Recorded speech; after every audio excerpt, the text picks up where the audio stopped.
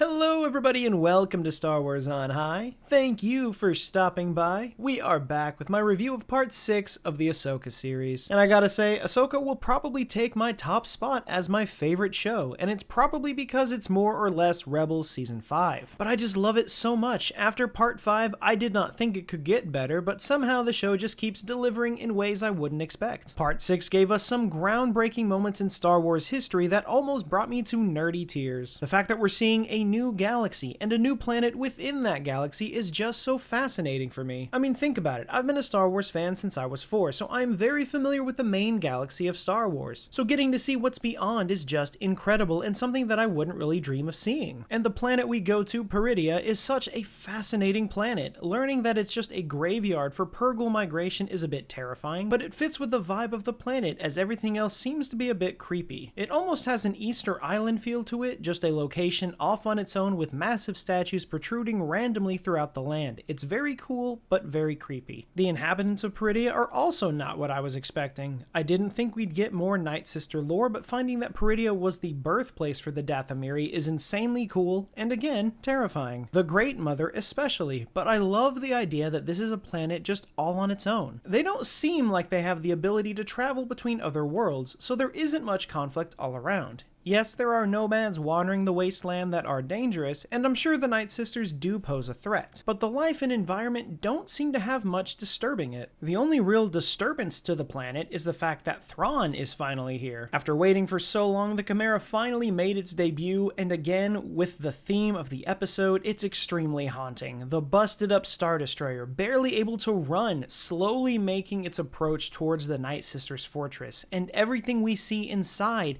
is the most Mad Max thing ever. We have the Chimera that is just destroyed and it looks like it's in the process of being rebuilt. These new stormtroopers, or what the subtitles are referring to them as night troopers, wearing busted up armor, patched up with tape and gold strippings that I think might be Electrum. And this new captain of the guard with his own unique faceplate. I'm not too sure if all of these were just the same troopers that were on the Chimera initially and they just clung to THRAWN for his guidance, or if they are all reanimated by way of Night Sister magic. I'm a little unsure of that at the moment, but Enoch, the captain of the guard, is now one to obsess over. Who is he? What is his role going to be? And why is his helmet so different? There's a lot to pull apart here, but let's not get sidetracked from the big hitter in the episode. Lars Mikkelsen as Grand Admiral THRAWN is one of the best performances ever. This one episode told me everything I needed to know about what version of THRAWN we were going to be seeing. Fans of THRAWN have often discussed how Disney tried to make THRAWN an anti-hero and change how he acts when compared to his original debut in Heir to the Empire. But honestly, I think this is a good mix of both. Think about it. In Timothy Zahn's new THRAWN books, we see him climb the ranks of the Chiss Ascendancy, and shortly after, the ranks of the Imperial Navy. Now in Ahsoka, we are closer to the THRAWN we had in Heir to the Empire, and it's starting to show. THRAWN seems pretty irritated about being trapped on this planet and is ready to return to the main galaxy and wreak havoc on everyone and everything. He's acting more cold and calculated than we saw in Rebels, even with Baylan's capture of Sabine. THRAWN willingly let her go to explore Peridea in her search for Ezra,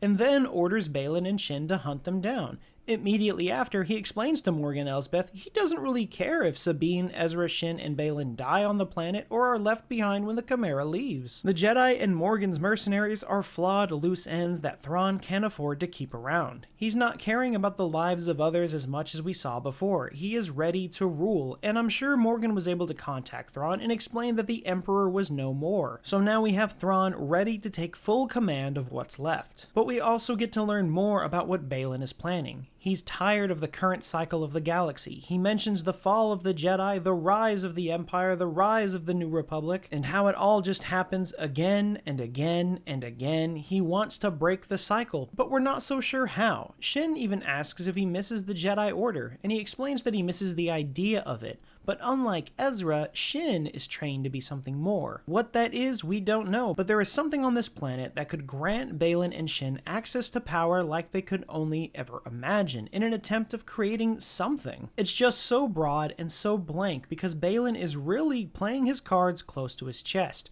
He doesn't want to really explain anything. I really want to know what he's planning, but that might get dragged out until next week. Sabine's journey on the planet is just a cute and fun one, coming across natives of the planet called the Noti, that look like a cross between hermit crabs and turtles, but they're dressed like hobbits. It's pretty funny and pretty cute because this is where we finally see Ezra, acting as a trailer park supervisor almost to this small clan of Noti. This might be one of my only issues with the episode so far. Sabine and Ezra finally see each other after roughly 9 years, and Sabine just tries to play it cool, and Ezra doesn't seem that bothered by it either. I really expected an emotional breakdown moment, crying and hugging, and I'm so glad I found you, but I just felt it was like two friends meeting up after summer break. However, I think I can come up with a reason as to why this is. Ezra seems to be a little bit delusional. He just thinks he's about to go home, which is why everyone was mad at Sabine when she refused to tell Ezra how she found him. But that's only because she didn't plan this. She was taken prisoner, went out to find Ezra, and has absolutely no plan for getting back. She's probably extremely scared to tell him, well, I came to find you, but now I'm also stuck. So there's a lot of emotion to deal with here, and I think it will all come flowing out in the next episode. The next 2 episodes are bound to be something crazy, with Shin and Balin facing off against Ezra and Sabine. I don't know how it's going to go, but it's either going to get dangerous or they will end up teaming up in order to not be left behind on the planet. There's a lot of ways this could go, and I'm extremely excited to see it all play out. Overall, episode 6 of Ahsoka was truly magical for me, and I'm so glad we were able to reunite with these long-lost characters. I think Thrawn is going to be a truly menacing force coming into these last 2 episodes, which will only build up for the Mandoverse movie, so don't expect a big resolve at the end of the series. It will be the biggest cliffhanger yet. Personally, I want to know what's going on with these containers being moved onto the Chimera, especially since Mount Tantus has been brought back into canon. Could these be bodies that Thrawn plans on cloning in a way like The Last Command? Guess there's really only one way to find out, but what were your thoughts on episode 6? Do you like the location of Peridea? How do you feel about finally seeing Thrawn and Ezra again? And what will the outcome be by the end of the series? Let us know all of your thoughts down in the comments below. As always, thank you to everyone who stuck around to this point in the video, and we hope to see you again very soon.